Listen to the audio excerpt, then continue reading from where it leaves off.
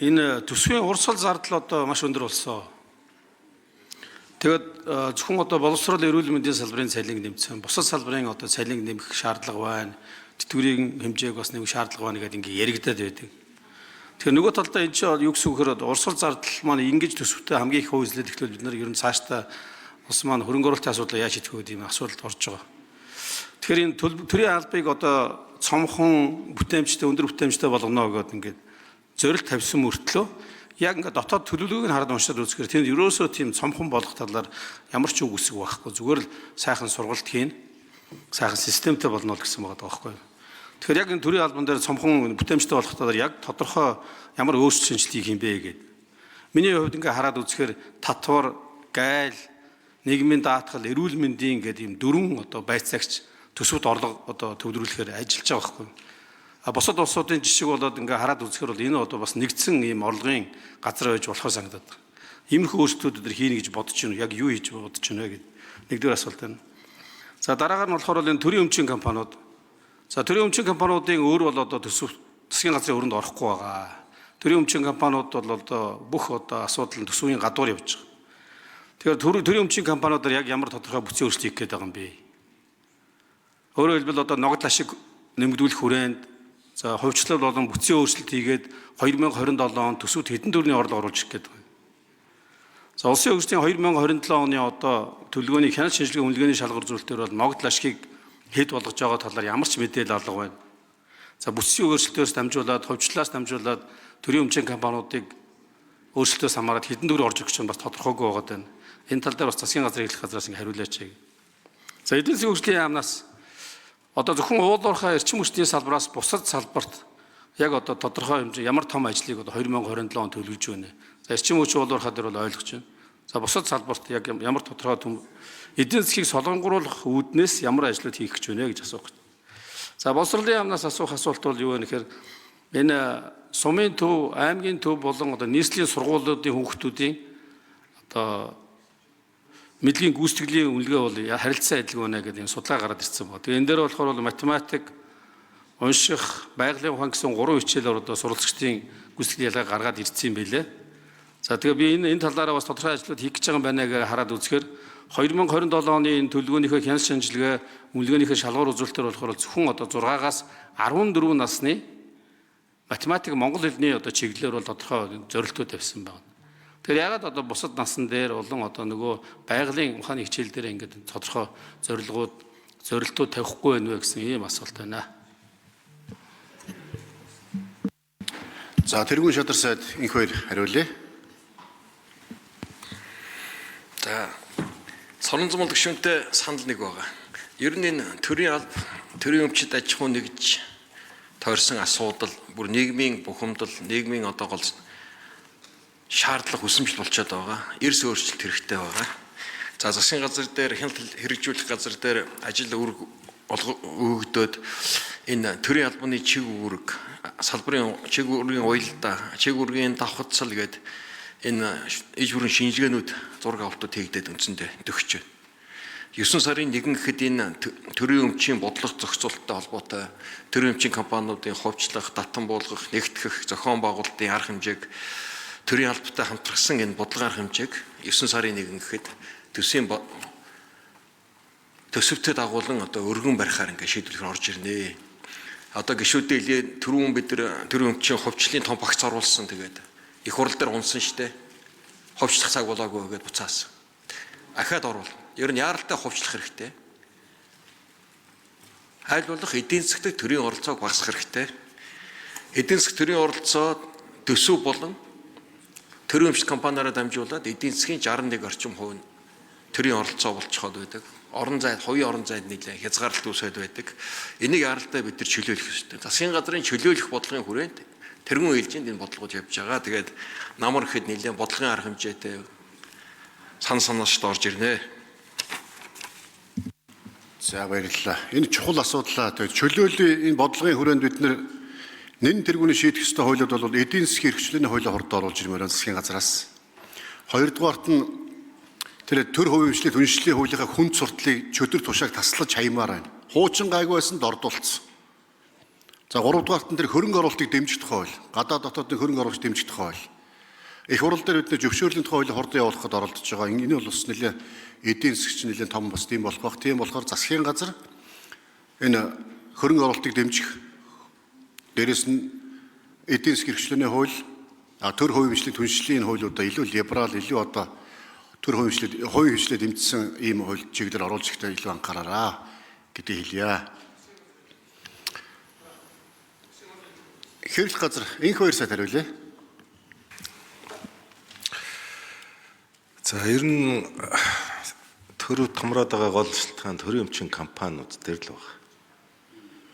Тэгэхээр нийтийн өмчийн хуулийг болон төрийн өмчийн компани засаглалтай холбоотой 2 хуулийн төслийг улсын их хурлд бол засгийн газар өргөн барьцсан байгаа. За хэлцүүлэг шатнд байгаа. Гэхдээ эрх зүйн орчныг оновчтой болох ёстой. Эхлээд. За энэний дараа улсын их хурлд өргөн барьцсан байгаа төрийн өмчийн компаниудыг ховчлох асуудлыг энэний дараа ярих ёстой. Хуулиасаа төрүүлээд их хурл тогтоол гарах боломжгүй байгаа. Төрийн өмчийн компаниудын талаар баримтлах стратеги. За засгийн газар ерөнхий сайдын бодлого болвол ер нь энэ төрийн өмчийн стратегийн орд газруудтай холбоотой хов хувьцаа эзэмшиж чинь гээд за тэнд дахиад авилга За гүйцэг хариулж. Энх 2 сая. Би. авилга хулгай ингээд нүүрлээд энэ бол одоо яг эсрэг ийм байдалтай байна. Компаниудтай ч гэсэн ер нь энэ дарамттай ховын эдийн засгаар ерөөс тэлэх юм чөлөөлөх боломж олохгүй байна гэдэг утгаар ер нь татвараа авдаг энэ зарчим руугаа оруул яасан юм бэ гэдэг бодлого барьж байгаа. За энэ чиглэлээр хуулийн төсөл боловсруулах үүрэг чиглэл өгөгдсөн ажиллаж байна. За нэг яралтай гормоор оруулж ирэх болов уу гэж төсөөлж байгаа. За мөн одоо томоохон ялангуяа Эрдэнэс 5 толгой, Эрдэнэт за оюу толгойтой холбоотой ажлын эсхүүд бүгд шинжилж байгуулагдсан хэлцээрийн шатанд орсон. За ер нь бодис дутгаараа зүгээр дансан дээр байдаг биш ард иргэдтэй зарж үрж хоорондоо шилжүүлж өвдүүлэх боломжтой ийм хувьцаа эзэмшүүлэх асуудлыг За боловсролын сайд энх Хамглан хариулъя. Ловсон цэргийн энх Хамглан. За Соронзон болд гишүүний асуултанд хариулъя. За Соронзон болд гишүүнээ бид нэр одоо нэг ПИСА-гийн үнэлгээнд олон улсын дэлхийн чанарын үнэлгээнд 22 онд хамрагдаад нэлээд хуучин дүнгийн үнэлгээгээр бол одоо асахгүй өгдөг дүн авцсан. За одоо ингээд 25 онд бас энэ ПИСА-гийн 2 дахь үнэлгээндээ хамрагдсан байна. Энэ 10-11 сар зарлагдана. Гэхдээ сүүлийн 2 жил бол бас энэ боловсролын чанарын үнэлгээг хийгдээгүй орхигдсон юм байлээ. Зүгээр ямар учир шалтгаантай би бас одоо сайн ойлгохгүй байгаа. За ингээ үндсэндээ бол нөгөө Монгол хүүхдийг мэдлэгийн хоцрогдол, ур чадварын хоцрогдлоос чөлөөлөе гэдэг энэ хүрээнд бол бид нар гэрте ойрхон сургууль бол хамгийн сайн сургууль байна гэдэг бодлогоо тодорхойлж байгаа. Тэгэд хамгийн сайн сургууль гэдэг юу хэлэх вэ? Сайн хөтөлбөртөө, сайн багштай, хуурамч дүнгийн тогтолцоогүй, хүүхд бүр төсөвтөө, хамтын удирдлагатай, цахим шилжилт хийсэн одоо үдийн хоолтой, үе тэнгийн дэрэлт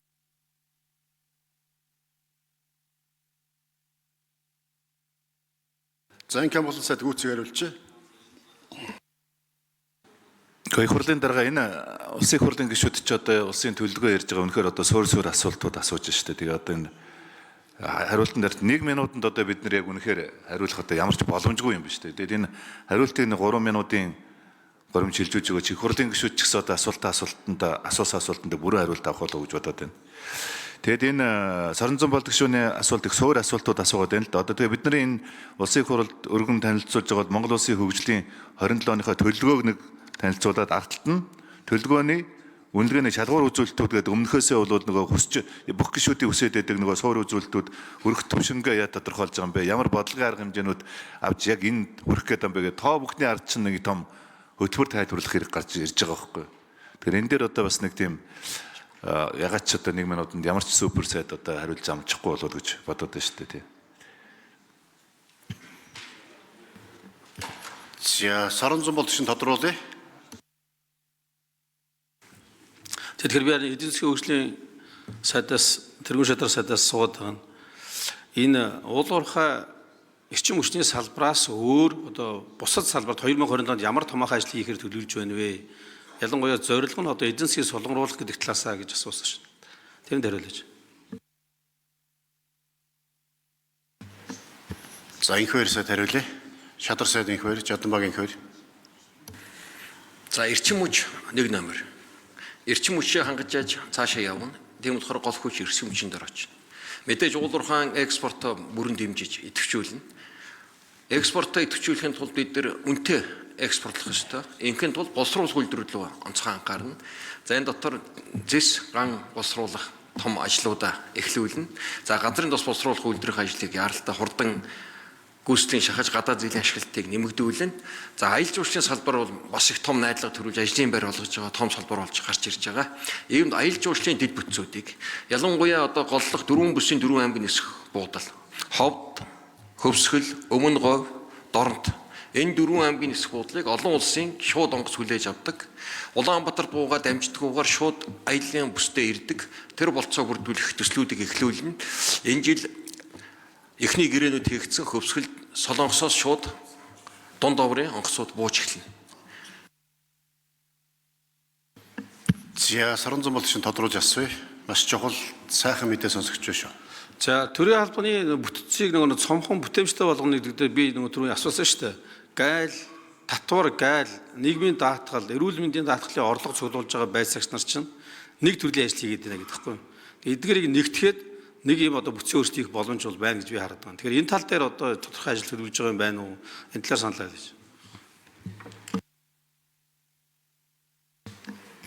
За инхвэр сайд хариулъя. Шадар сайд. Төрийн албаны бүх төвшний байгууллагууд дээр үнэлгээ хийж байгаа. Чиг үүргийн шинжилгээ хийгдэж байгаа. Таны санал бас нэг яригдсан том асуудал. Ер нь маш олон зүйлүүд байгаа. Зарим одоо салбарыг төрийн албанаас төрийн үйлчлэгээ гаргана. Нийтийн алба болгож хувиргана. Мөн нэгдсэн зохион байгуулалтанд оруулчихаар нэгтгэгдчихээр затан буулгачаар чиг үүргэнд давхцаж байгаа олон байгууллагууд бас байна. Тэгэхээр засгийн газар бүхий л төвшөндөө хэмнэлтийн бодлого зарлаад эхэлсэн. Энийгээ бол одоо бодиттой хэрэгжүүлэх үүднээс бас дотоод одоо энэ зохион байгуулалт бүтцийг боловсруулах ажлуудыг сайн хийнэ.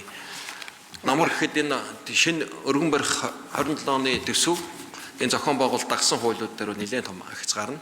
За хавар энэ чулуундаа багтаад бид нар эдийн засгийн хэрэгжлээнд тухай хууль, хөрөнгө оруулалтын тухай, зөвшөөрлийн тухай хууль, гадаад худалдааны тухай хууль, төр иргэний хяналтын тухай хууль гээд бизнес хувийн хвшлээ дэмжсэн хөрөнгө оруулалтын орчныг нэмэгдүүлсэн энэ. За хин номтой 2 сайд бүсчилсэн хөгжлийн асуултанд хос 2 гишүүний асуултанд хариулъя. Асуултаа дахиж асуух хэрэггүй юу? За хос 2 гишүүн асуултаа асууч.